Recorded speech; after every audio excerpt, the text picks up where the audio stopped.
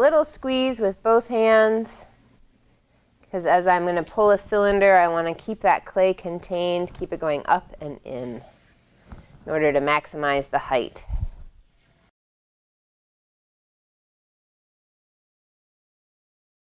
So at this stage, we want to focus on getting the clay up and into the cylinder form. So I'm going to undercut on the outside with my fingers, while my fingers on the inside are pressing against that. So I'm going to narrow the base a little bit.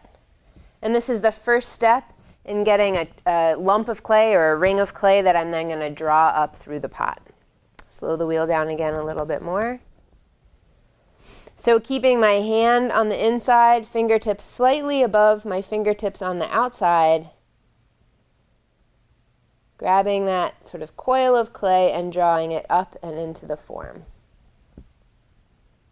As I near the top, I pause with my inside hand, so this hand will no longer move. My outside hand runs up along it until they meet at the rim, and that just helps me not jump off that rim as I'm finishing my pull.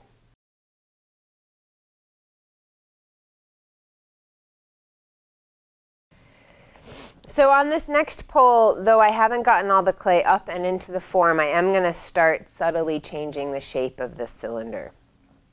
One of the tricks, though I really like to have volume in the lower part of my pitcher, is you'll notice that I'm going to keep this wall quite straight towards the bottom and focus on the shoulder and the transition into the neck. As long as you're working in a straight line, that clay can be well supported. Once you start belling out the bottom of a form, whether in a pitcher or a bowl, that's when the clay starts to get weak and you start to compromise your shape.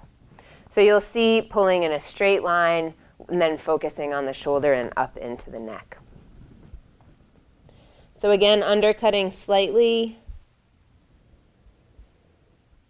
You'll notice the bulge is less prominent. I'm moving less clay at this point. Coming out into the shoulder and working into the neck.